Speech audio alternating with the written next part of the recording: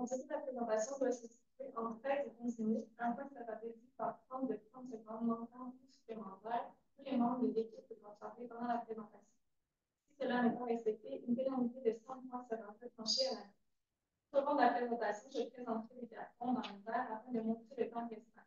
Je présenterai un carton lorsqu'il restera 10 minutes, 5 minutes, 1 minute, ainsi qu'un demi-carton lorsqu'il restera 30 secondes. Je ferai un décompte à l'aide de mes mains pour les 10 dernières secondes de la présentation.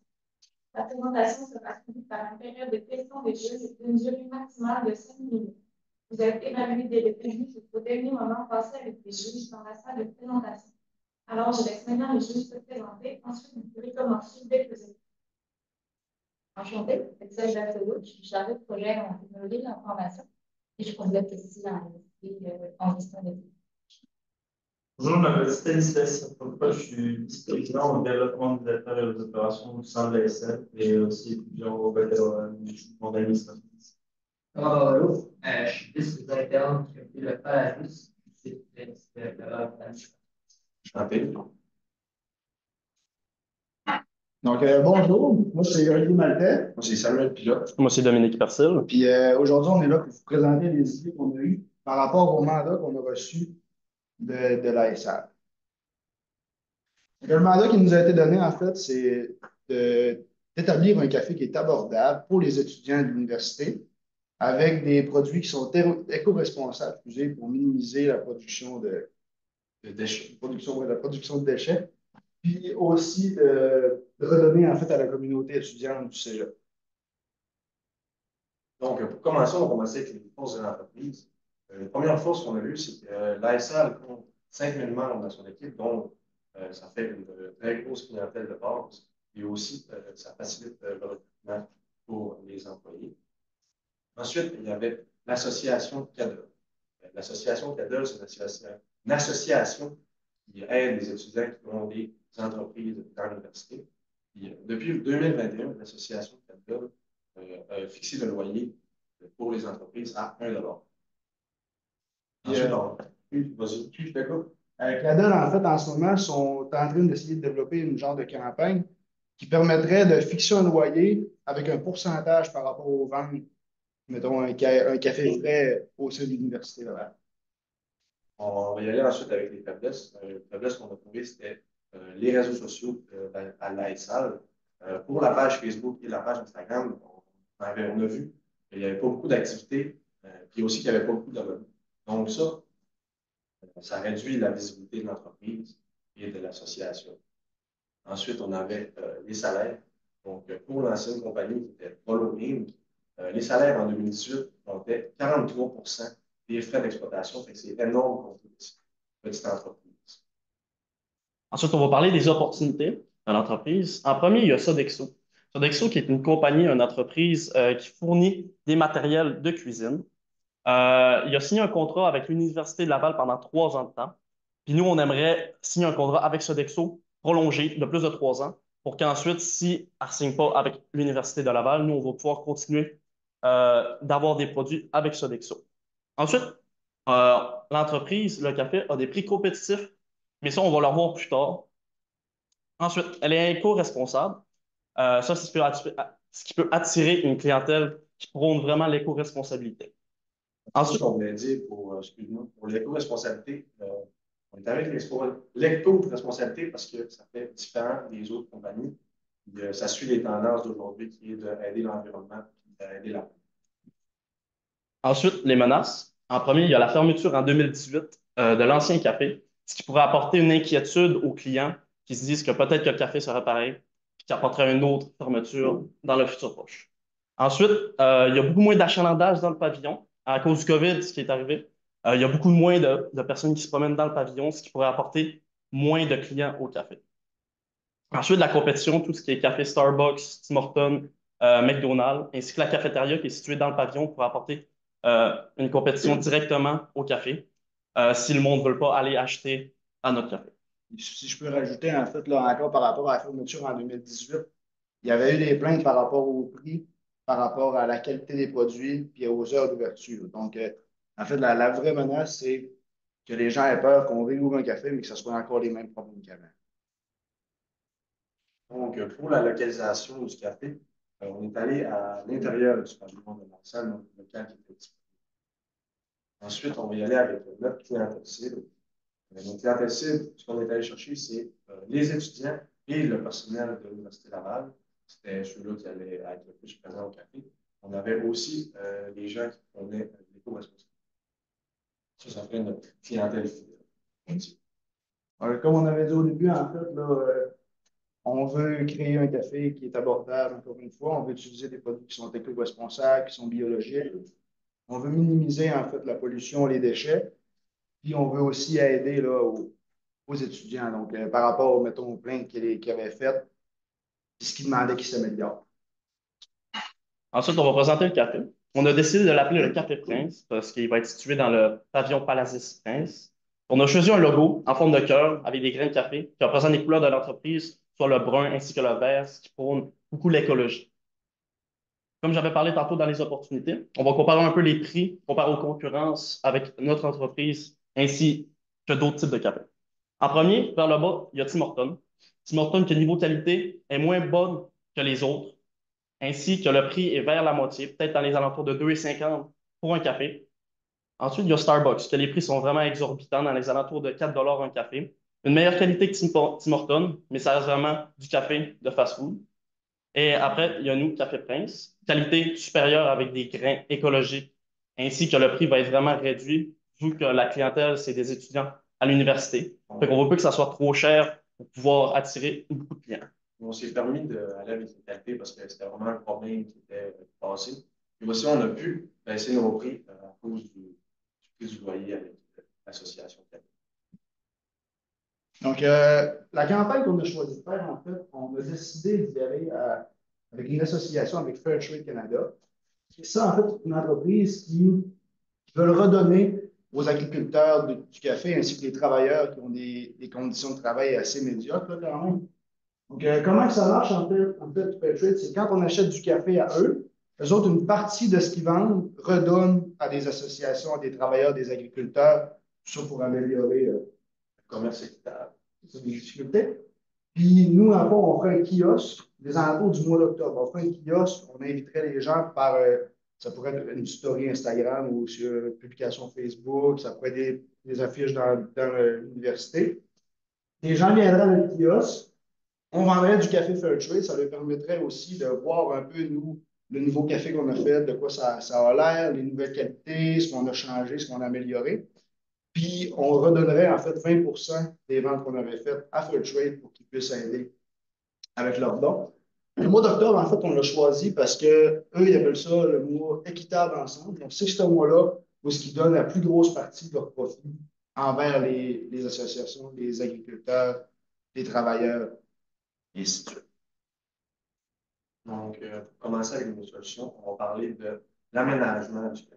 On est allé avec une ambiance qui reflète vraiment la nature pour, encore une fois, l'éco-responsabilité. On est allé avec des teintes brunes et vertes et aussi blanches. Ensuite, pour l'ambiance relaxante, on va y aller avec une musique qui est plus relaxante, qui reflète le moins possible. C'est pour ça qu'on a choisi des murs en briques. Les murs en briques, pourquoi, justement? Parce qu'on voulait que ce ne soit pas. Les étudiants ne pensent pas qu'ils soient à l'école, mais qu'ils soient vraiment dans un café, qu'ils puissent faire ce qu'ils veulent, le devoir, mais qu'ils ne soient pas à l'école. Ensuite, pour nos mobiliers. Alors, on est allé avec des mobiliers en bois, justement, encore une fois, pour la nature et l'écologie. Puis, pour les mobiliers, ce qu'on ferait, c'est qu'on ferait des annonces sur nos pages Facebook pour savoir si on a des gens qui ont des mobiliers à donner ou à vendre.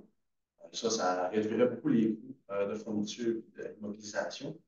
Puis aussi, on peut aller dans les friperies pour acheter nos mobiliers.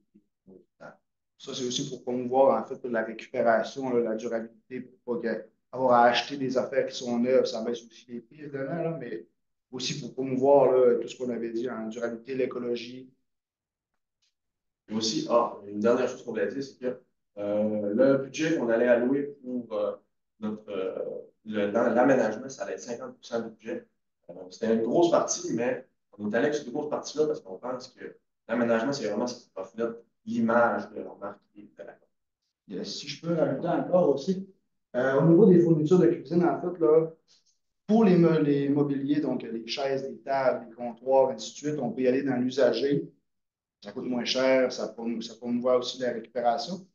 Pour les fournitures de cuisine, donc les équipements comme un four pour la vaisselle, les éviers, ça, on ira avec, Du neuf.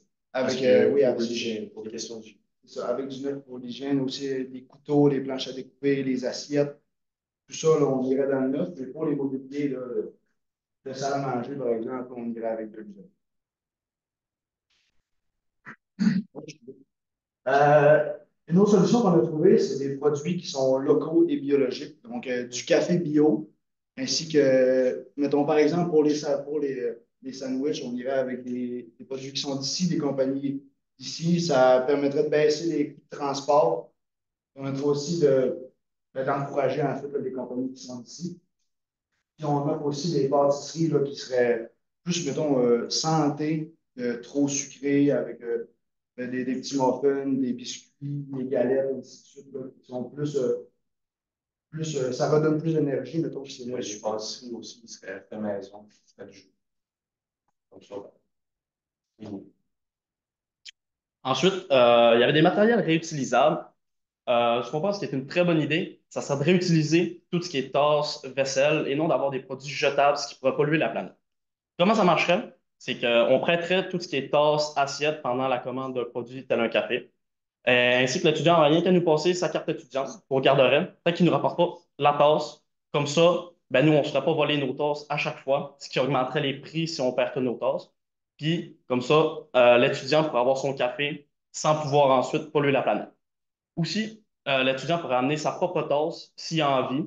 Comme ça, ben, il n'aura pas besoin de laisser sa carte étudiante. Il pourra faire un refill quand il aurait envie.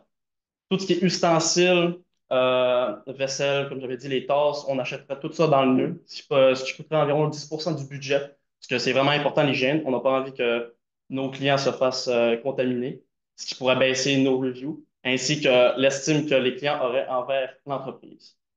Puis, ben, en fait, là, les tasses, la façon qu'on l'a vu, c'est, comme on a vu en fait dans le document, c'est que les déchets, les produits à utilisation unique, c'est ce qu'on essaie de s'en passer le plus, on va dire. Puis en réutilisant les tasses, dans le fond, en les lavant, ben nous, ça baisse aussi nos coûts d'achat, mettons, des verres, des couvercles, des pailles, ainsi de suite. Pour faire tout ça, on a juste besoin de les laver, puis après ça, ils sont réutilisables. Puis aussi, terminer, ce qu'on voulait faire, c'est faire une carte de fidélité. Donc, la carte de fidélité, c'est l'étudiant vient avec sa carte de fidélité, on y achète son premier café, on fait une couche, on va aller avec le dixième café. Le dixième café, ça va être gratuit. Ça fait une fidélité.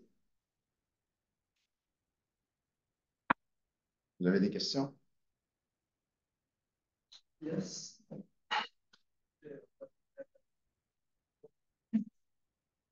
Vous avez parlé de 50% du budget dans l'aménagement, 10% dans le matériel, de 40% qui est où? Il y a un 20% pour les aliments, 10% pour les cafés, le café, les sandwichs, puis les pâtisseries, Il y a un 20 qu'on n'avait pas dit d'ailleurs. Il y avait un autre 20% pour les fournitures de cuisine. Tu mentionnes dans les PDF, les réseaux sociaux, qu'il y a pas assez d'abonnés. Mais dans vos campagnes, vous pensez les utiliser pour faire des publications, des stories. Comment vous avez essayé d'enlever cette faiblesse? Ben, avec les 5000 membres qui sont présentement dans l'association, ça permet d'augmenter la visite. Ils peuvent repartager, republier, par exemple, un post ou une story. Puis il y a aussi, comme je l'avais dit tantôt, peut-être des pancartes là, dans l'université qui pourraient être publicitaires, promotionnels aussi. dans les réseaux sociaux aussi. Si on a plus de publications, puis aussi ça augmente le nombre de fois que les gens ils voient nos publications, c'est sûr que ça va augmenter la valeur. Si on publie plus, on est plus actif. C'est raison. Moi, j'avais une question par rapport à, je sais pas comment dans votre logiciel de Paul, l'éco-responsable, c'est qui est éco-responsable? C'est Sodexo ou c'est nous? C'est les cafés. Ah, non, c'est café. Ok. Non, c'est parce que du coup, j'ai du mal entre si c'était une analyse éco pour la SL ou si c'était juste pour le café. OK. On parle de combien de temps vous avez votre stratégie? En fait, c'est plus, en fait, ce qui serait le plus long, c'est l'aménagement du local.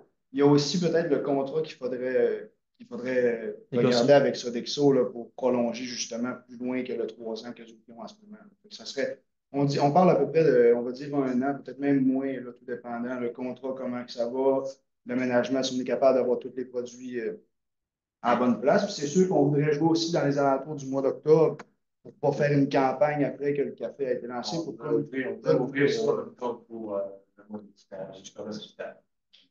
Moi, j'ai une dernière question par rapport à tu viens de dire que vous voulez prolonger le mandat avec mais est-ce que ce serait pas mieux d'avoir des producteurs qui nous achètent de leur côté, qui seraient des producteurs locaux, plutôt qu'une grosse plainte comme celui-ci qui est international? En fait, là, c'est que pour le commencement, on est mieux de ce partenariat avec Sodexo parce qu'ils sont à la disponibilité déjà.